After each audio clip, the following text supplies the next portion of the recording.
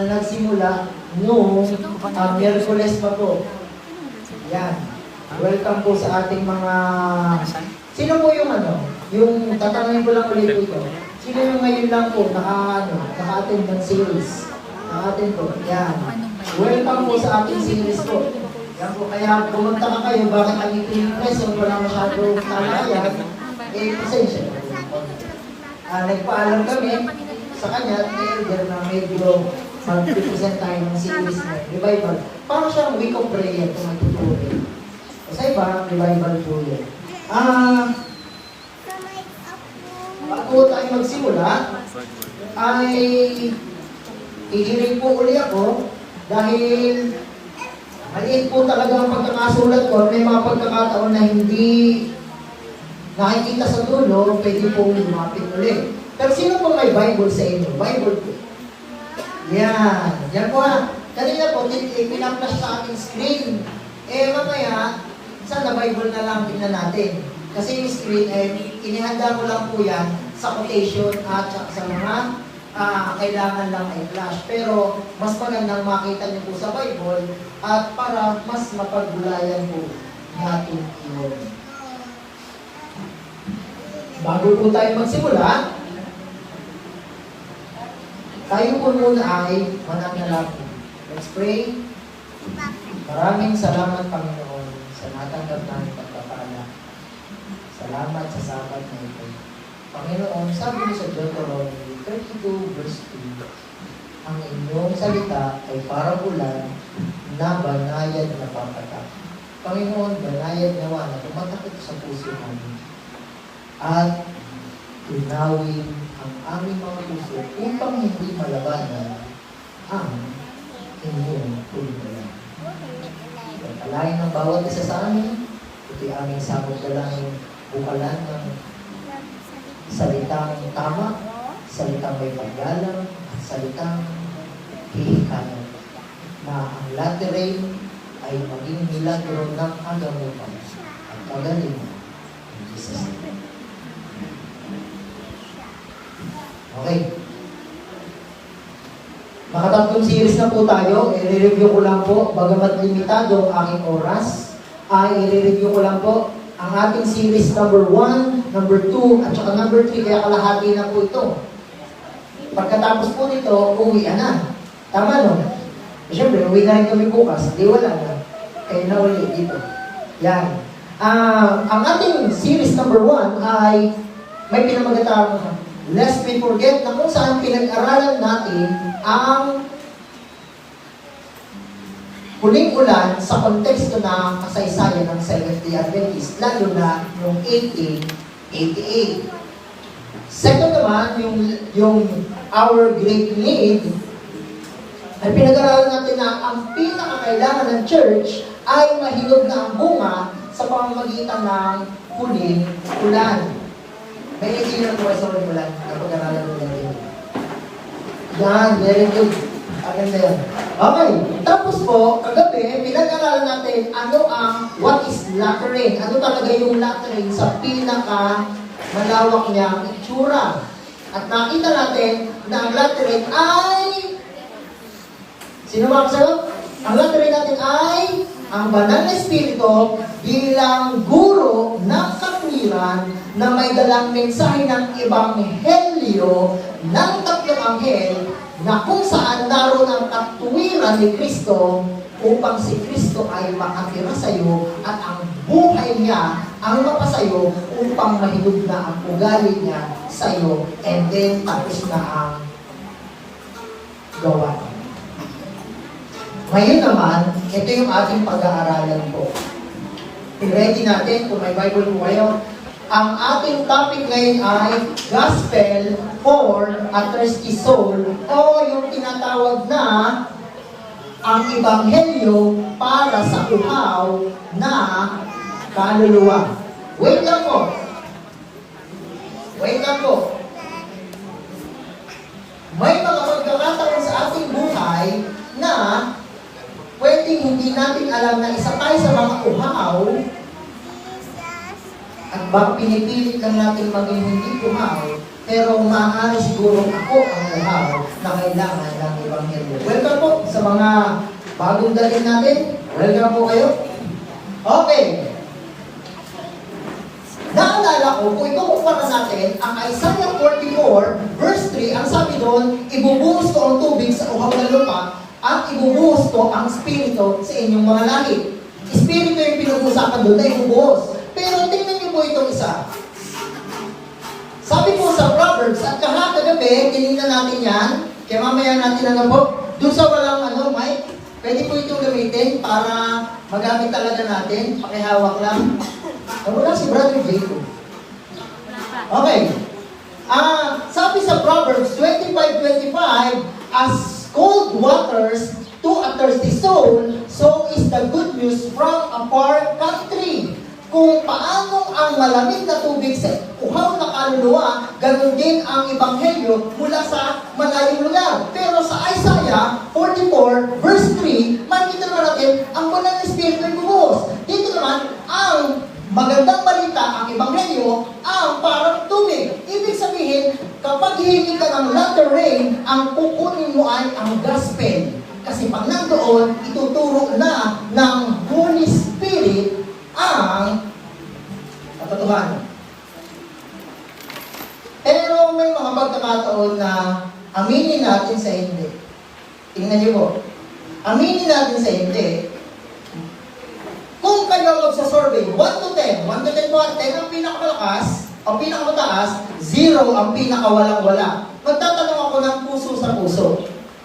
And I pray na hindi ulit ito tsuri. I pray na hindi talaga to pinag-aralan ng Dalsilis dal program, God sana, kundi ito yung karanasan.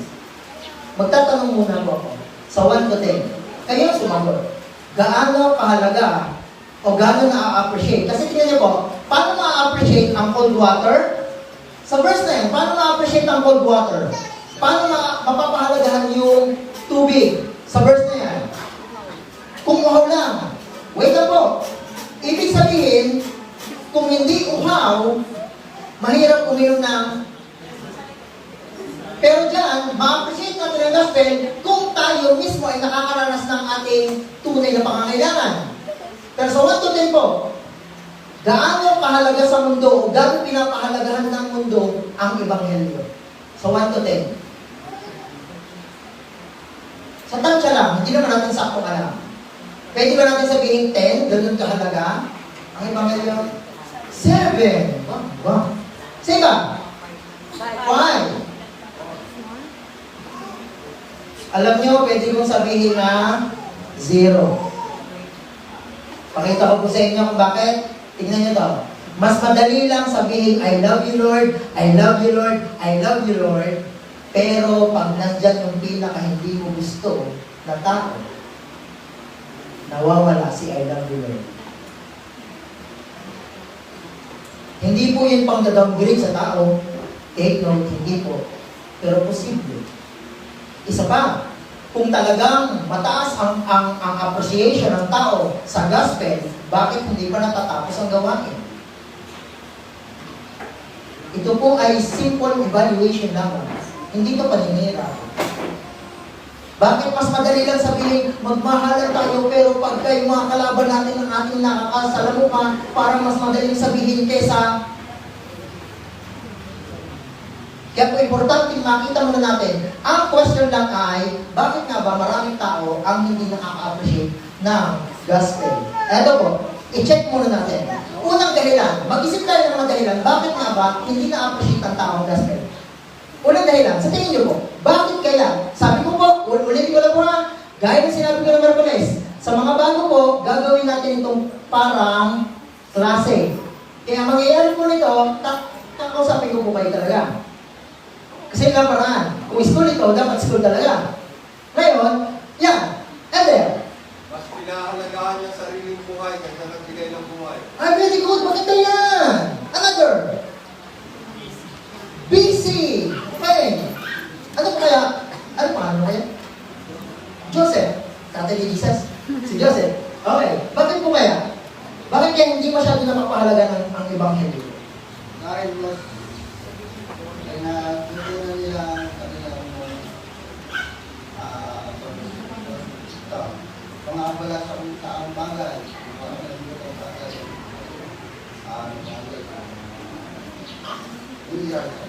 Okay, salamat po. Pero bibigyan ko po kayo ng tatlo lang. Tama yung mga sagot ko ha. Tatandaan natin ito. Pag nag-aaral ng gospel, para ka na rin tumatanggap ng... Ulit. Pagka ikaw ay nag-aaral ng gospel at tinanggap ng gospel, para ka na rin tumanggap ng... Huling ulan. Huwag mo nyo kakalimutan ng water at rain, isa lang ho yan. Huwag nyo kakalimutan yung mga prinsipyo. Kasi ng paraan, para malasan. Wait lang po. Bibigyan ko kayo. Ang unang dahilan ay ito. Number one, hindi nila talaga naintindihan kung anong gospel. Hosea chapter 4 verse 6, ang sabi doon, ang aking bayan ay nawawasak sa kakulangan ng kaalaman. Kinukuto lang muna po, mamaya na kasi tayo magtitingin ng Bible verse. Second na dahilan ay ito po. Sino dito ang nakaalam na ng kwento ng yulo ko? Yung bating na binautismohan ni Philip. Naalala nila yan? Nung nagbabasa siya sa mga gawa, 8 verse 31, nagbabasa siya ng Isaiah book, scroll ni Isaiah, tapos si Philip ay lumapit at sabi sa kanya, ano mo ba yung binabasa mo? Verse 32, ang sabi, paano ko malalaman malibang may nagpaunawa sa akin? Ikalawang reason bakit hindi ka-appreciate ng gospel ay hindi talaga nakikita kung ano talaga yung totoong gospel. Alam natin na maraming gospel ngayon na kung ano-anong napupuntahan. Merong wala ng kautusan, merong gospel na itinutuloy dapat ang pera mas mahalaga. May mga ganong prosperity gospel, iba-iba. Kaya naman, isa yung sa harang, bakit ang latter ay hindi pa rin natatanggap. Depende. At minsan, yung mga nagtuturo ng totoong ebanghelyo, napagpilintangan pa. Oy, tinatanggal nito ang kautusan. Tama mali, napagpilintangan pa sila. Wala naman silang kasalanan. Kaya titingnan natin ngayon. Tingnan niyo po ito. Sabi ni Ellen G. White, sabi niya, okay, gaya ng dati, gaya ng pagbe, sabay-sabay po, 1888 Patricklas, page 1814, paragraph 4, bakit kaya ang mga tao hindi nakaka-appreciate ng gospel? Ready, go! The world is suffering from the need of additional light to come to them upon the scriptures. Udol mo na! Ang mundo, hindi po dyan sinabi church lang, ang mundo ay nagdurusa na kailanganin pa ang mga additional light. Nangangailangan sila, nagdudusa sila kasi wala na silang natatanggap na panibagong liwanag mula sa Biblia. Ano yung mga liwanag na yun? Additional proclamation of The principle of purity, lowliness, faith, and righteousness of Christ. tuloy. This is the power of God unto salvation to everyone that believes. Many will be moved and humbled. Tingnan niyo po ito. Pansinin niyo po ha. Pag ba na itinuro natin ang mga dagdag na liwanag tungkol sa Ebanghelyo, ano yung mga dagdag? Purity, lowliness, kababaang loob, pananampalataya, at katwiran ni Kristo, mamaya sa dibayin po yun. Sabi niya, yun ang kapangyarihan ng Diyos. At maraming makapagpakumbala. Ibig sabihin, kung may tuturo pa ng mas malinaw ang Ebanghelyo, sisikip ang pangil Seventh-day Adventist Church. Amen? At sa sobrang sikip, wala kayong pondo. Kaya kailangan nyo ng pondo. Sa sobrang sikip. Pero mangyayari lang yun kung ang Ebanghelyo at ang laterin ay pagsasamahin, ibigay sa tao para lumambot ang kanyang puso. Dahil kahit anong pananakot mo sa kanya, nasasabihin mo, sige, hindi ka maligtas kung hindi ka magsimba. Kahit anong pananakot mo, titigas at titigas ang puso. Dahil kung si ma'am, tatakotin mo siya, ma'am, matatataka kayo ng Mark of the Beast kung hindi kayo sisimba. Sa tingin ko, matatakot lang siya. Tama po? Pero hindi pag-ibig. Si Kristo ay nanliligaw, hindi namimikot. Ulit po, si Kristo ay nanliligaw. Kaya nga niya hindi binabasag yung pintuan ng puso mo nung nangangatok siya sa Revelation 3. Siya ay nanliligaw pero hindi ka namimikot.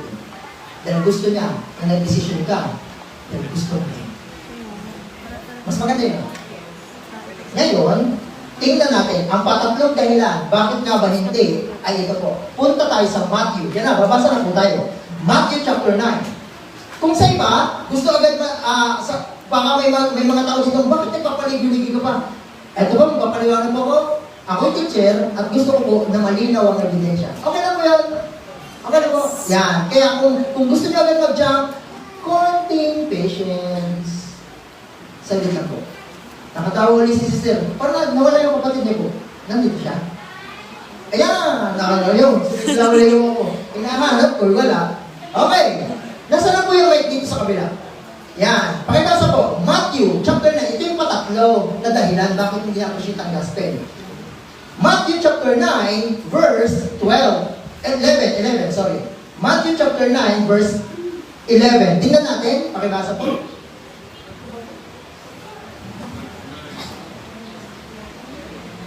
At nang makita ito ng mga Pariseo, ay sinabi nila sa kanyang mga alagad, bakit sumasalo ang inyong guro sa mga maniningil ng luwis at mga makasalanan? Tingnan niyo po.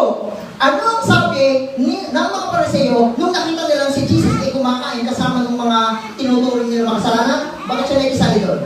Tingnan niyo yung word sa 11. Ano ulitin natin? Bakit ang inyong guro ay sumasalo sa mga maniningil ng buwis at ano yung dulo? Dinamay ba nila sarili nila? Pansin niyo po, alam niyo una kong binasa yan? Hindi nila sinabi na sila rin. Kaya sabi nila, bakit ikaw yung teacher mo, nasama dun sa mga makasalanan? Parang ginanyo niya. Hindi niya sinama na ang sarili ay... Anong sagot ni Jesus? Verse 12. Ito yung dahilan ko. At dito ako mag-build ng foundation ko para makita, para magkaroon ng pauhawan sa Ebanghelyo, meron kang dapat makita mo yan. Okay po? Datapwat nang ito'y marinig, niya ay kanyang sinabi, ang mga walang sakit ay hindi na kailangan ng manggagamot, kundi ang mga may sakit. Question! Para daw ma-appreciate yung gamot, anong unang dapat ma-realize? Yun ang problema ng Pariseo. Hindi nila alam, nakasali sila doon sa makasalanan. Posible kaya na kaya hindi na natin masyadong na-appreciate ang gospel dahil hindi na natin nakikita ang bad news, puro good news lang. To the point na namamanid ang puso at sabihin, ako na mahilig sa biyaya. Okay? Pero hindi ko alam kung paano kong gagamutin ni Kristo dahil hindi ko nadadiagnose ang totoo kong kondisyon. Posible yun. Posible na ako ay nasa church pero I am active outside pero dying inside. At hindi yan masama. Hindi po ha. Pag sinabi, halimbawa lang po, si ma'am na lang po, kasi kamukha siya nung sa Orlan. Si ma'am na lang. Teacher din yung nasa Orlan. Ay, doktor pala yung sa Orlan. Ngayon, ito na po. Halimbawa si ma'am ay doktor. Tapos, ako ay kanyang pasyente. Tapos sasabihin ni ma'am sa akin, Dok, punta ako kay Dok. Dok, ano pong sakit ko? Ngayon, ayaw ni ma'am, nasaktan ako. Ang gagawin niya ganito, pero ang totoong sakit ko ay cancer, stage 4, at bukas na mamamatay ako, halimbawa lang. Ngayon, sasabihin pa lang ni ma'am, alam mo, sir, ang iyong sakit ay lagnat laki lang.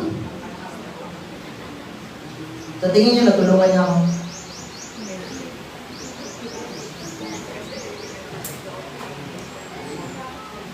Natulungan niya kaya ako. Halimbawa, hindi pa ako mamamatay bukas, pero may solusyon pa yun, pero hindi niya sinabi sa akin. At sinabi niya kaya lagnat laki lang. Matutulungan niya kaya ako, truly. Very good. As good doctors, a good doctor must diagnose it rightfully, with honesty, so that the cure will be appreciated. Kasi kung sasabihin natin sa tao na makasalanan siya, pero hindi niya alam na siya ay sumusuway sa kautusan, sasabihin lang niya, makasalanan ako. Panginoon, nagkasala ako. Saan ka nagkasala? Basta. And hindi yun cure. Yun ang dahilan bakit dapat iwasan ng cheap grace. So, titignan natin ito. In order na ma-appreciate ang good news, dapat muna ma-appreciate ang bad news. At walang masama doon para lalo mas madiin na ma-appreciate na ikaw ay uhaw. Kasi sabi ni A.J. Wagoner, si A.J. Wagoner ay sasabihin niya ng message. Ito pag sabi niya, sa Signs of the Times, July 20, 1891, ready, go! No matter how destitute a man may be, it would be of no use to offer him money if he were in necessity. Oy, wait lang.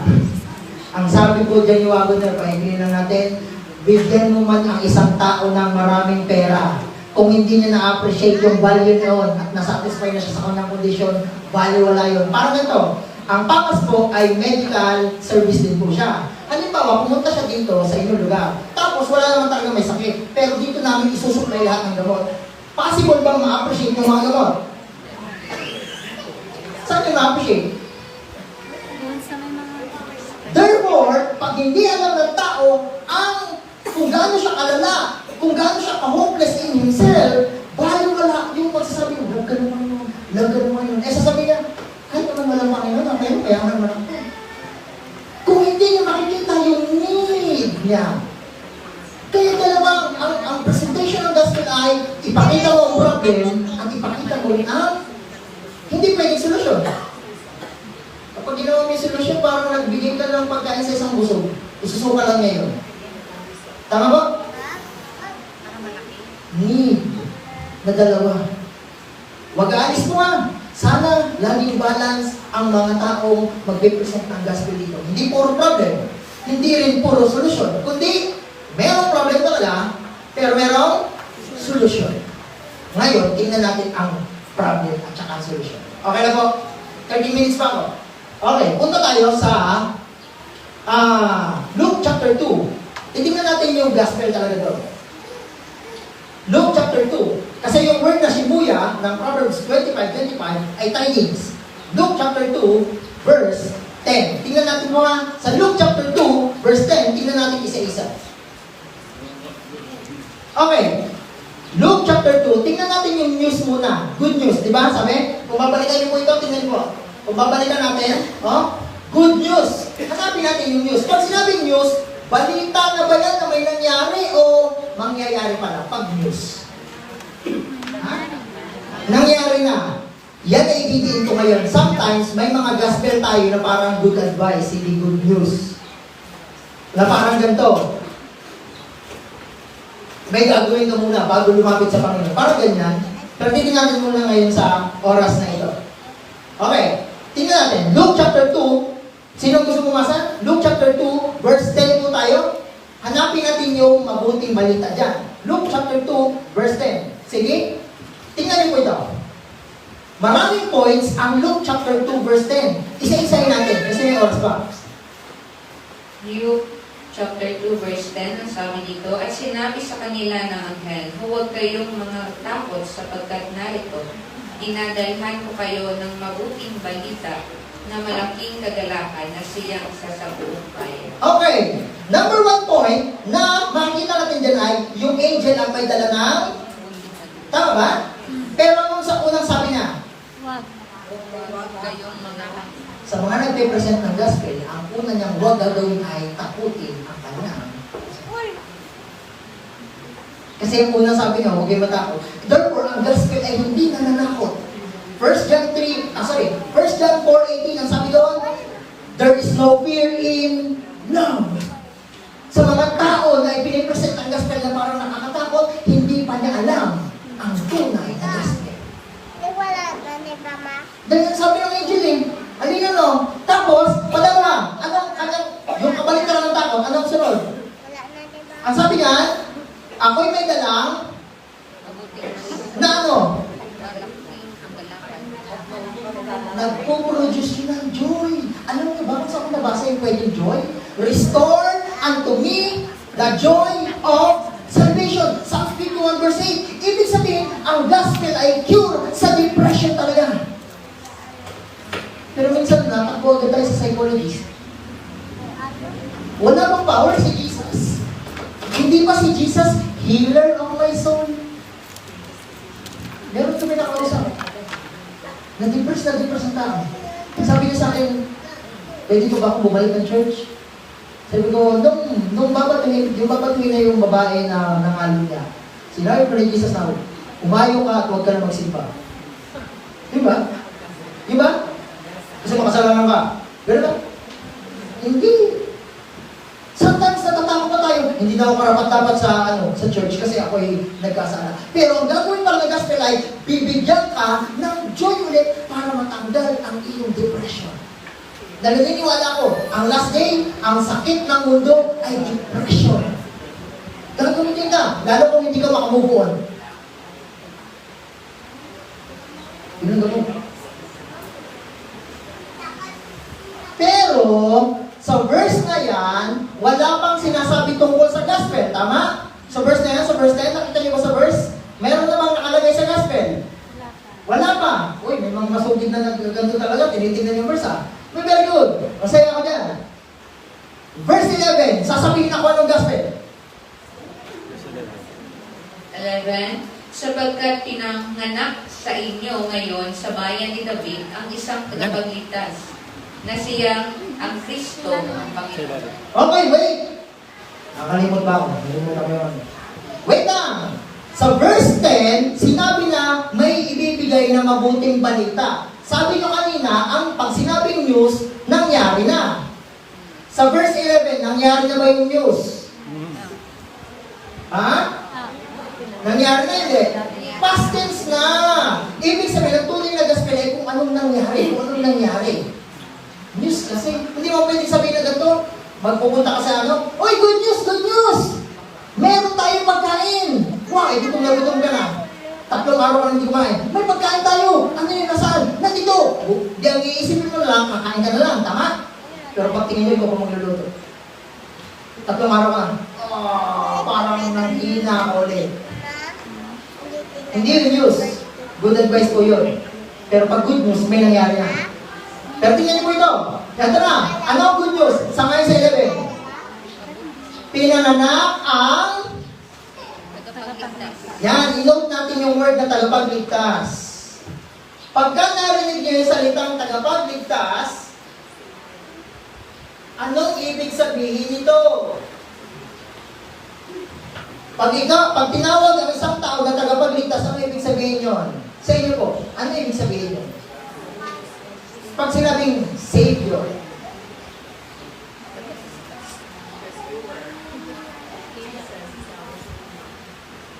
tama po yun na, mag-ano lang ako, magtukondi na naman, sagot ako. Pag sinabing Savior muna, maliban na, totoo, si Jesus naman yun, pero maliban sa word na yun, kay Jesus, anong ibig sabihin pag tinuring na ang isang tao na Savior? Siya ay lang. Okay. Pero liliman ko natin ng konti. Pag sinabing, halimbawa, ikaw ay tagapagligtas. Hindi ba siya tagapagligtas? Halimbawa lang, sinabihan siya tagapagligtas. Ano ang ginagawa niya? Nagliligtas. At kung ililigtas niya, at siya ay tagapagligtas, meron siyang pagliligtasan sa isang tao, sa isang bagay. Tama mali? Okay. Sino ang tagapagligtas? Madali na yan. Si Jesus Christ ang tagapagligtas. Number 1 lang. Pero, ito yung kadalasan na nililimutan natin kapag pinag-uusapan ng Ebanghelyo. Kasi natural, laging ganito ang sinasabi ng iba. Gospel, alam mo namin yan, grace, faith. Wait lang. Dahan-dahan lang tayo. Okay na po? Dahan-dahan lang tayo. Himay-himay natin. Eto yung tanong ko. Saan nga ba tayo talaga ni Jesus ililigtas? Kung siya ay tagapagligtas, saan ako ni Jesus ililigtas? Sa kasalanan. Wait lang. Okay lang po ba na ngayon ang gagawin natin ay magbibigay ako ng suggestion kung saan talaga tayo ililigtas ng Diyos? Maliban lang sa kasalanan. Wait. Ganito gawin natin. Tingnan na natin sa Bible verse. Okay na po? Yan. Okay. Ngayon, unahin natin yung sikat na sikat. Ililigtas ako ni Jesus sa Kasalanan. si Matthew 1:21.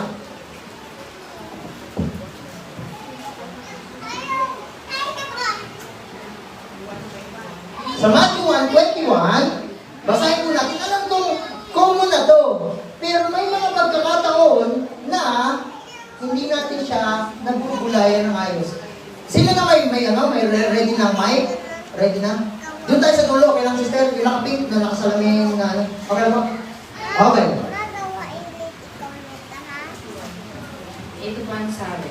At siya'y mga anak ng isang lalaki at ang pangalang itatawag mo sa kanya ay Jesus, sapagkat ililigtas niya ang kanyang bayan sa kanilang mga kasalanan. Okay, ililigtas ni Kristo ang kanyang bayan mula sa... Okay, ang number 1 na ililigtas ka ng Panginoon ay sin. Alam kong alam na rin ng marami, pero ibibihin ko lang ng konti. Ano ba ang sin? Ay, tinagalog. Huwag mo na tagalogin natin. Ano ang sin? Ayon sa Biblia. Sa mga elder natin, ano ang kasalanan? Ano ang kaulagan ng kasalanan? Pagsuway sa kautusan. Ibig sabihin, ililigtas ako ng Diyos para hindi na maging masuwayin. Kaya hindi pwedeng matanggal ang kautusan. Dahil nandun talaga yun. Kasi paano naging kasalanan yung kasalanan? Wala nang kautusan pa. Pero ililigtas ka na ng Diyos. Pero, wait lang. Alam niyo bang sa Romans 14 verse 23, ang kasalanan ay pagdududa rin. Kawalan ng pananampalataya. Kawalan ng pananampalataya. Sabi doon, whatsoever is not of faith is sin. Sa dulo. Ibig sabihin, ililigtas ka ng Panginoon sa sin, pero sa iyong kawalan ng pananampalataya din. Ililigtas ka noon. Wait lang. Pwede bang sa oras na ito, hindi tayo naniniwala sa Diyos? Possible. Pakita ko po. Pakita ko lang. Hindi para makatisod. Tingnan ito. Kung halimbawa, na ako'y naniniwala sa Panginoon, naniniwala kaya ako na ipoprovide niya ang aking pangangailangan ngayong araw ng Sabado. Pwede na ako trabaho. Pero may mga pagkakataon, nagigipit tayo, Panginoon, gagawa muna ako. Panginoon. At yun ay unbelief. Kaya ang resulta, transgression of the law. Kaya nangyari, ang ugat ng sin ay unbelief, tapos, ang kanyang result ay pagsuway o transgression sa 10 utos. Babanggitin ko na, hindi ko na rin naman hindi ko man kinakaya ang 10 utos. Okay, yan yung number 1. Number 2 na tayo. Ano kayong padalawa? Hula, ano kayong padalawa? Alam nyo, itong tatlong isasuggest ko sa inyo ay tatlong S. Mamaya yung ibang S. Okay lang po? Ano kaya yung padalawa? Mga gawa, punta po tayo, mga gawa, chapter 26, verse 18. Mga gawa, chapter 26, verse 18. Padalawang S, ililigtas ako ng Panginoon sa sin. Ano kaya yung padalawang S? Ay, hindi, brother. Mga gawa, 26, verse 18. Pakinggan niyo po yung wording sa Bible dahil madali lang malaman kung ano sagot. Pero sana mabulay natin na doon ka ililigtas talaga ng Panginoon. Ililigtas ka sa sin. Klaro. Sa pagsuway, klaro. Pero may padalawa. Okay. 26 verse 18. May gusto ba? May gusto ba? Sige, ma'am, kayo na po. 26:18. Sabi po dito, upang idilat mo ang kanilang mga mata, upang sila'y mga balik sa ilaw mula sa kadiliman, at mula sa kapangyarihan ni Satanas hanggang sa Diyos, upang sila'y magsitanggap ng kapatawaran ng mga kasalanan at ng mga mana sa kasamahan ng mga pinapaging banal sa pamagitan ng panampalataya sa akin. Saan sa verse na yan, ililigtas ka ng Panginoon? Ha? Kung S ang pinag-uusapan natin. Di ba sabi diyan, imumulat ang mata mo para pumunta ka uli sa liwanag, papunta sa dilim. Sino nasa dilim sa kanyang verse? Ang padalawang liligtasan ka ng Diyos dito. Hindi ka niya ililigtas lang dito. Hindi ka niya ililigtas lang sa sin. Package, si Jesus, magligtas. Kasi, ang taong walang banal na espiritu, malamang masamang espiritu ang sasabi. At pitong ulit pa. Kaya niligtas ka na dito. Hindi ka niya piniligtas sa sin.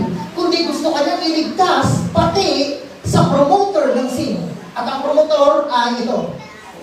Nawala kayo? Kaya nga sa Day of Atonement, pag yung pare, ang punong pare lumabas, ilalagay na niya sa Azazel yung kamay niya para ibuntol lahat ng kasalanan dahil siya ang promotor. Pero mayroon pang isa, may patatlong S. Jeremiah chapter 17.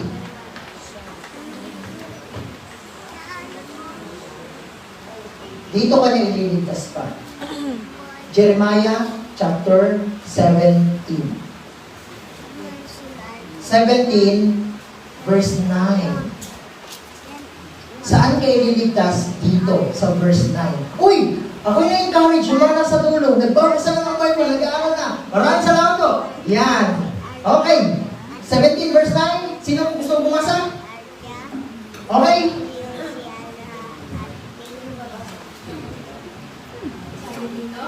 Ang puso ay mandaraya, nang higit kaysa lahat ng bagay at totoong masama sinong makakaalam. Wait lang. Anong pinag-uusapan sa verse 9? Ang puso. Ay, ang puso daw ay ano? At? Masama sa pinakamasama. Okay, alam niyo ba yung salitang desperately wicked sa English o yung masama talaga dyan, ay hindi talaga masama ang salin. Ang salin po talaga dyan sa Hebreo ay anash. Ang anash po na Hebreo word ay beyond cure. Ano sa Tagalog yun? Walang lunas. Alam niyo bang sa NIV nakalagay ganito? The heart is desperately wicked and beyond cure. Tama yung salin. Ang puso ay mandaraya. Pero kasi yun. Very good. Ang last na ililigtas ka ay sa sarili mo. Ililigtas ka ng Ebanghelyo ni Kristo sa iyo mismo. Ikaw mismo ang kalaban. Ako mismo ang kalaban. Hindi ka lang dito ililigtas. Hindi ka lang dito kay Satanas ililigtas. Ililigtas ka mismo sa iyong sarili. Kaya sa verse 10, tuloy natin, verse 10. Ano sabi ni Jesus? Super sweet. Verse 10. Verse 10, Akong Panginoon ay sumisiyasat ng pag-iisip, Mhm. aking tinatarok ang mga puso upang magbigay sa bawat tao ng ayon sa kanya-kanyang lakad, ayon sa bunga ng kanya-kanyang mga gawa. Kaya ililigtas ka sa self dahil si Jesus ang tunay nakakaalam na ang puso mo at ang puso mo ay madaya. Wala na yung lunas. At kapag wala na yung lunas, hindi yan parang TV na i-repair. Sa atin, pag mga Pilipino, i-repair natin. Kunting pupok sa likod. Amo, ginagawa ni Pwede daw, hindi na. Ang ginagawa, ang first time na hirap talaga. O yun, sige, yun na tayo. Pinupok sa amin naman sa ilalim. Para maayos. Pero pagdating sa puso, hindi na yun aayusin ng Diyos. So tayo dyan. Sige ka. Mamaya hapon pa ko yan. Ililigtas tayo dito. Ang tanong ay bakit? Kasi tinatanong lagi natin, bakit nga tayo masuwayin? Alam niyo ang dahilan ba't masuwayin ng tao? Buhay ito. Ito ang may pakana. Si Satanas ang promotor. Si Satanas ay nang-iinganyo kay Sir na wala naman talaga pakialam kay Kristo. Romans chapter 8 verse 7. Romans chapter 8 verse 7. Tapos, wait, sino gusto sa Romans chapter 8 verse 7? Romans chapter 8 verse 7. Sabihin ko sa inyo, malapit na tayo magtapos. Romans 8 verse 7. Tapos yung isa, Marcos. Marcos po, ay, doon tayo kay nanay. Yung sister na kumausap sa akin kagabi. Yan. This one naman. Okay. Mark 7 po. Mark 7. Mark 7. Romans muna, tas Mark 7 po. Verse 21 po yung inyo. Sa iyo, Romans 8 verse 7. Tingnan nyo, bakit ang sarili ay hindi nababaguhin ng Diyos kundi papalitan? Sabi niya, tingnan mo natin, bakit ililigtas ako ng Panginoon sa aking self? Basahin po natin, go! Pwede po kahit English. Oh my! Because the carnal mind is enmity against God, for it the carnal mind is enmity Umulit ba? for it is not subject to the law of God, nor indeed it can be. Tagalogin ko, ang kaisipan ng laman ay paglaban sa Diyos. Hindi yun papasakop sa kautusan ng Diyos ni hindi nga. Ibig sabihin, kailangan itong ma-crucify kasi hindi ito papasakop kahit pilitin mo. Tingnan niyo po ito ha. Bibigyan ko ng example. Pag sinabi na, alam niyo na ba na bawal kainin ng baboy? O ngayon nyo na. Okay, matagal na. Okay, pero sino po dito nakakalam na hindi talaga kinakain ng junk foods?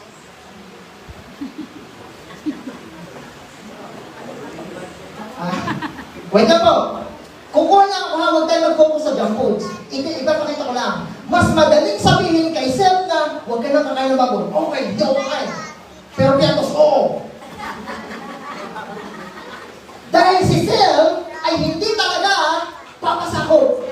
At sabi sa dulo, hindi na maaari. Hinako lang boses ko ba kasi kambal na yung ano. Si kambal, baka magwala ko. Kuya Roy, katahin ka. Yan. At least makikita nyo, si Sel ay hindi papasakot. Kailangan siyang palitan. Dahil isipful na siya. At ito pang malala. Mark 7, verse 21. Mark 7:21. Sapagkat mula sa loob, mula sa puso ng mga tao, lumalabas ang masasamang pag-iisip, ang mga pakikiapid, ang mga pagnanakaw, ang mga pagpatay sa kapwa-tao, ang mga pangangalan niya. Biro nyo, nasa loob na ang pagsalansang doon sa dating pagkatao. Kaya hindi niya i-repair ng Diyos. Dahil habit na niya na hindi magpasakop sa 10 Commandments. Kaya sabi niya, ito ang problema niya. Gusto kita iligtas. Pero ililigtas mo na kita sa puso mong matigas. Kasi tingnan niyo po, kahit sabihin natin sa tao na magsimba siya ng Sabat, pero kung ang puso niya ay nandun sa ML, hindi na yun aalis doon. Pwede lang yun magpanggap. Pero hindi. Yun papasama. Alam niyo yung ginagawa ni Jesus? Wait lang pa. Gusto ko lang yan yung ginagawa ni Jesus. Ang ginagawa ni Jesus ay parang ganito. Deeper and deeper na parang sang surgeon na tinatanggal lahat ng toxic.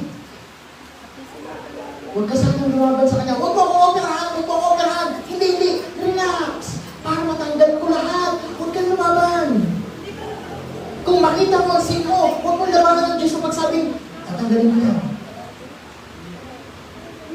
Tatanggalin mo. Huwag kang nalaban. Dahil yun lang ang magiging hadlang para ikay maligtas. Tama po? Kung ako'y mayabang, kailangan tanggalin ni Jesus. Kasi kahit ako'y nagpipresent dito, kung ako'y mayabang, bali walang presentation. Bagamat may power of message. Tingnan niyo po, sino papatay sa atin sa huling araw? Proverbs 5. Tingnan niyo po, Proverbs 5. Kawikaan 5. Tingnan niyo po, ito ang dahilan ba't nililigtas ka ni Jesus? Mula sa iyong sarili. Kasi, kailangan niyo itong gawin. Kawikaan 5, verse 22. Sino po nakakanta? 5:22? Sige, ikaw na. Kaya mo yan. Kasi yung mic. Yan.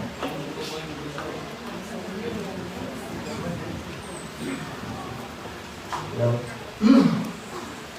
Kasama ng isang tao ay kasamaan ng isang tao ay bitag na kaumang.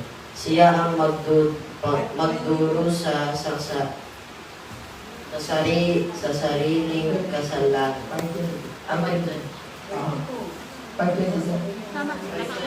Tama na yung magkakasali.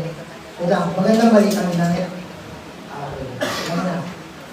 Sa verse na sa nabasa nyo, sino ang papatay sa sarili niya? Sino ang bibitag sa sarili niya? Sino? Sino magpapahamak sa sarili niya?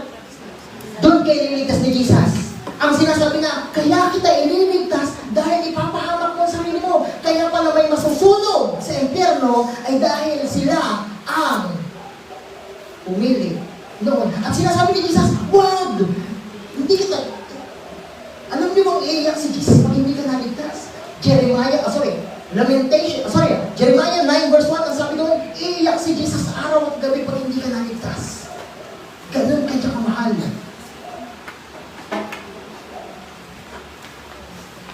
Sa totoo lang, kaya ka ililigtas dito. Kasi tinyo, mas madaling sabihin magpatawaran dito sa unahan. Tama? Pero sa likod-likod ng puso natin, madali lang magsabi nandiyan, sa harapan tingin. Sa totoo lang po, kaya nga, alam ni Jesus yun, naintindihan ko ngayong kalagayan. Sinasabi natin ni Jesus. Pero, tingnan niyo po ito. Sabi ni Ellen G. White, ready. Gospel Warriors, page 475. Go! Self is the enemy we most need to fear. Ang katotoong kalaban ay... Bakit na? the victory created yourself. Ang napakahalagang tagumpay ay paglabanan ko ang sarili ko. Pero kaya mo ba? Mas madali nga magsabi. O tinaw, ngayong umaga ito, magdi-devotion lang ako. Ito ang New Year's resolution ko. Pagka umaga, hindi mo nalabanan yung sarili. Kaya, ito ang gagawin ng gospel. Kasi hindi mo kaya, si gospel o si Jesus ang tutulong sa'yo. Ito, gusto ko yung book niya, ni E.J. Wagoner. Living by Faith, page 123. Anong sabi? Ready, go! Ang ganda! The gospel proposes to save you from yourself. Ang gospel ay nagmumungkaing iligtas ka. Gusto mo iligtas kita sa iyong sarili? Kasi hindi mo kaya ang gospel na ang gagawa. Paano? Itutuloy ko yung kay William kanina. Naputol eh. Romans chapter 1 verse 16. Romans chapter 1 verse 16. Kasi ito yung pinakamalaga. Tanyo, ito po. Wait. Bago natin basahin ang Romans 1:16. Sa tingin nyo, sa inyong puso, kailangan ba talaga tayong iligtas ni Jesus sa sarili? Yes. Sa inyong puso na yun? Yes. Dahil ang inggit at galit ay hindi mo kayang tanggalin sa iyong sarili lang. Kahit anong pilit mo. Pwede nga gumagawa kung hindi lang sa kato. Pwede pag linggo, gagawin mo na. Kung hindi lang talaga ba ng araw, nakasuntok na kita. Kung hindi lang araw, suntokin mo. Si self ay dapat talagang mapalitan, mamatay. Paano? Romans 1:16. Tatapusin ko na po dito. 1:16. Sige, ano na lang. Di ba? Ay, nandun nga pala. Ikaw naman, sister. Maganda yung boses mo eh. Sapagkat hindi ko ikinakahiya ang Ebanghelyo, sapagkat siyang kapangyarihan ng Diyos at sa ikaliligtas ng bawat sumasampalataya, unay sa Hudyo at gayon din sa Griego. Sapagkat hindi ko ikinakahiya ang Ebanghelyo kasi, Ito ang ano daw yun? kapangyarihan.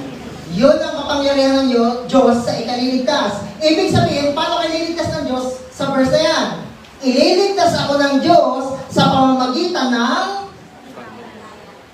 Uy, wala naman nakalagay sa verse. Sa Ebanghelyo. Yung sa 17 yun. Pero sa 16 muna. Ulitin lang. Ililigtas ako ni Kristo sa kasalanan ko, kay Satanas na aking pinaglilimuran, at sa aking sarili na master ko rin. Pero, ililigtas ako sa gospel. Pero ano daw yung gospel na yan? Power of God. Ibig sabihin, ililigtas ako ng Diyos gamit ang kanyang power. Wait! Ano ang power of God? Verse 20. Tingnan natin. Verse 20. Verse 20. Ano ang power of God? Sige, kayo na po. Kaya yan. Sapagkat ang mga bagay niyang hindi nakikita, buhat pa ng dalangin ng sanlibutan ay nakikitang maliwanag. Sa pagkatanto sa pamamagitan ng mga bagay na ginawa niya, maging ang walang hanggan niyang kapangyarihan at pagka-Diyos upang silang walang matahin. Wait! Nabasa niyo ba yung kapangyarihan dyan sa verse 20? Nabasa? Saan daw makikita ang kapangyarihan? Sa mga? Bagay na ginawa. Sa mga? Bagay na? Nakikita. Magtanong ako, saan mo raw makikita ang power of God? Sa mga bagay na nakikita mo. Tulad ng? Very good. Ibig sabihin, ang kanyang kapangyarihan ay makikita mo bilang ebidensya yung kanyang creation. Ibig sabihin, ang power ni Jesus ay creative, malikhain. Wait.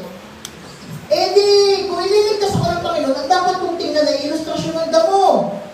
Dahil kung may power talaga si Jesus, at kung anong ginawa ni Jesus sa creation, ibig sabihin gagawin din siya sa redemption. Kaya sabi ni A.T. Jones ay ganito, ready, go! Redemption is creation. The Creator is the Redeemer.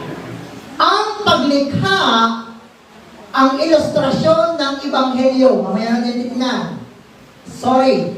Ang paglikha, ang ilustrasyon ng kaligtasan. Ang kaligtasan, ang mensahe ng paglikha.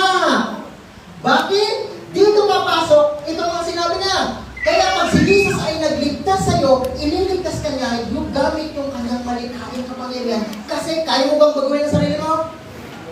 Kailangan mo ng kapangyarihan, pero wala kang gano'n. Ang para mangyari yun, kailangan mo tanggapin ang kapangyarihan ng Ebanghelyo, which is ang Creator lang mag-isa ang gagawa.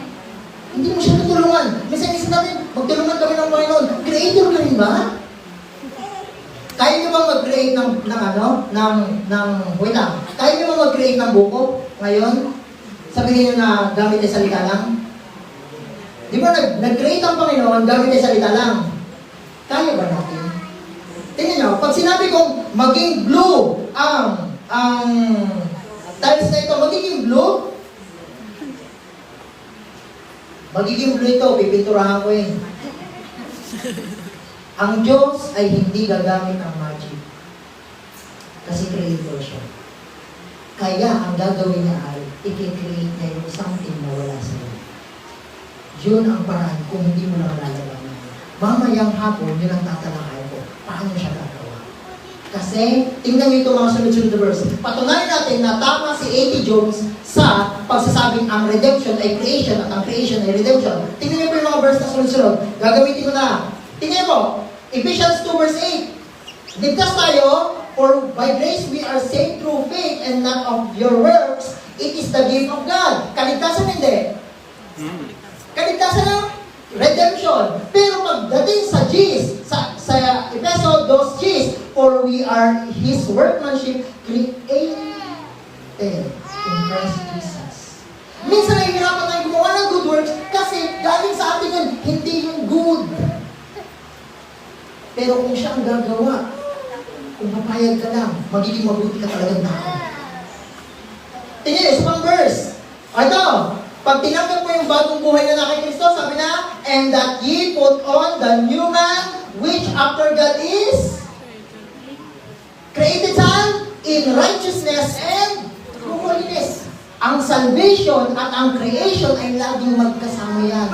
Ito ang dahilan, bakit ang first angel's message, napansin niyo ba yung first angel's message? Nung sinabi niyang, fear God and give glory to Him, dahil nga ang hour ng judgment ay dumating na, pero pagkasabi sa sunod ay, worship Him who made.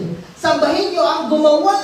Bakit mo sasambahin yung gumawa? Kasi siya din ang iyong tagapagligtas. Ang manlilikha mo, siya din ang tagapagligtas mo, at ililigtas ka niya kung paano siya naglilikha. Tingnan nyo ito. Number 1 na check natin.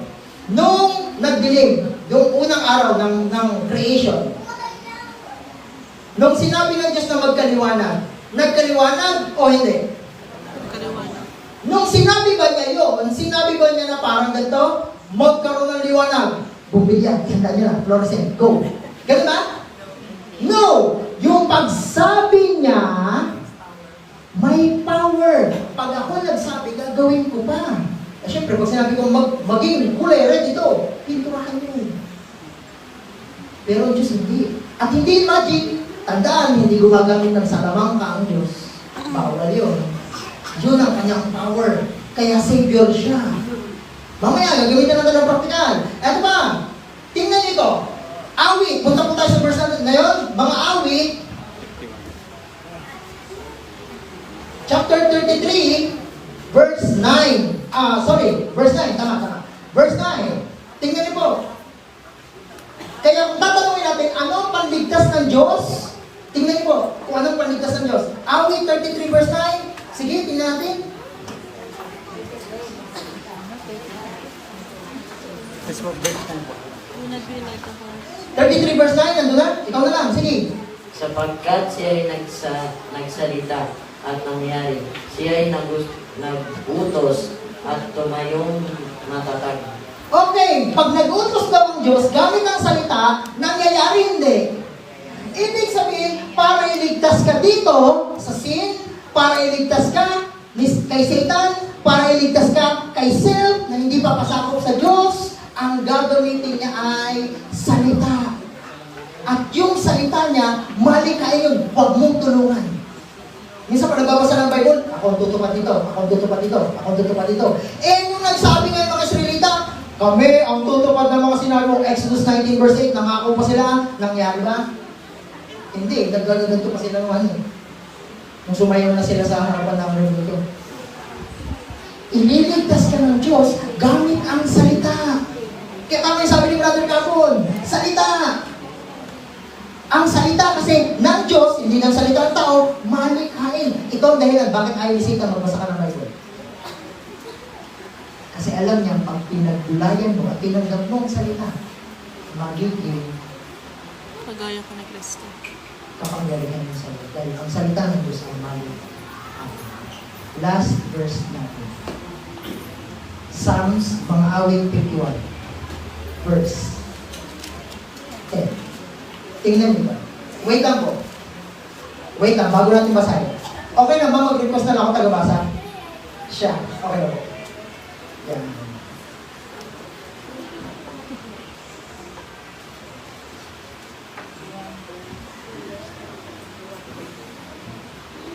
Psalms 51, verse 10. Tingnan mo, wait lang, bago niyan basahin, aapil ako sa inyong puso.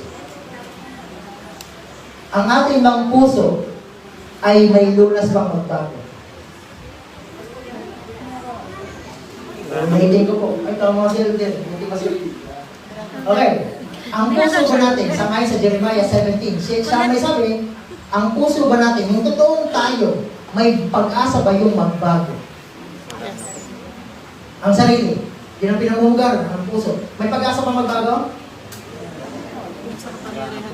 Parang nag-aaway naman. Wait lang ha. Wait lang. Yun ang sagot mamaya. Pero wait. Ulitin natin. Iklaro natin. Gusto ko i-game. Kasi kung hindi ka maliligtas kung pagtatrabahoan mo pa rin. Ulitin ko. May pag-asa pa ba ang sarili na magbago ayon sa Jeremiah 17 verse 9 kanina? Parang ayaw nyo na sa mga punta. Ikaw na lang gusto. Tingnan mo yan. Tingnan mo. Ang sagot po ay wala. Hindi na po yan aayusin, hindi na yan babaguhin. Wait lang po ha. Wait. Alam ko biglang hindi ako, biglang ha. Dahan-dahan na ako. Alam niyo kung bakit hindi na yan aayusin, hindi na yan babaguhin, kundi papalitan. Si Jesus kasi ay hindi Pilipino. Sa Pilipino, pagkat okay pa.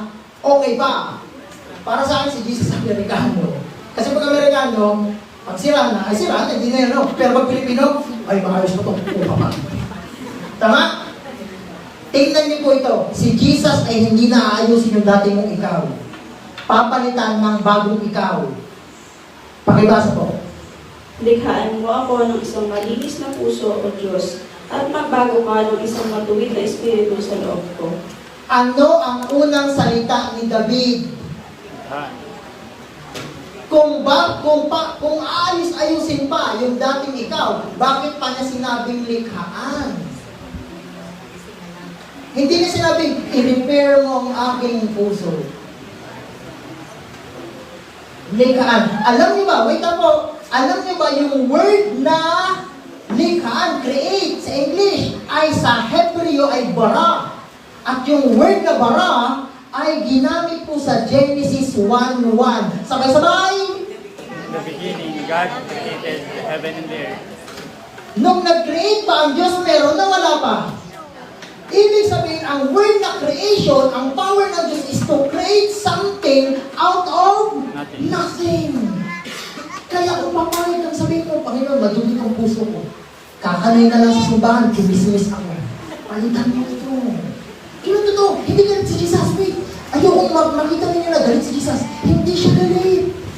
Panginoon, itong puso ko, talamak sa pagkain ng junk foods. Gusto ito.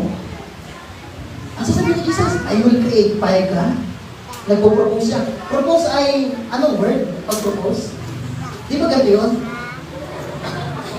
Nililigawan ka pa rin ni Jesus, pero busted pa rin siya kung ikaw ang tatrabaho ng kaligtasan mo. Huwag mo siyang bastidin. din. At sabihin natin ay, ano ba sinasagot ng babae pag nililigawan na? Ha? I do. Si Jesus ay umaapil ngayong oras na ito. Paano ibubuhusan natin rin?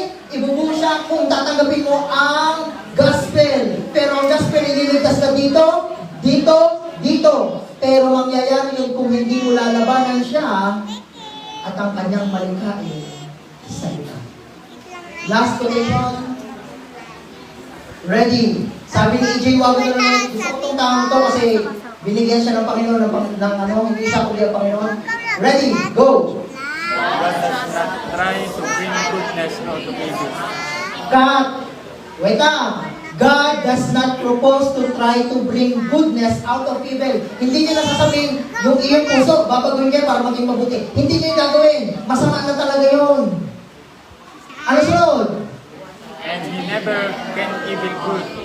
Hindi niya sasabihin sa puso mo na, ang iyong puso ay medyo masama, kundi lang.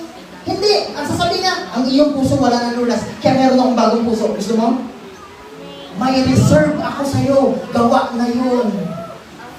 Hindi mo na kailangan pagsikapan. Ang kailangan mo, tanggapin ng malumanay. Kasi minsan nilalabanan natin si Jesus at sinasabi na lang, ako ang tutupad ng patusan. Hindi mo kaya. Kaya tutulungan kita. Sorry, hindi kita tutulungan. Ililigtas kita para bibigyan kita ng bagong puso na magiging masunurin.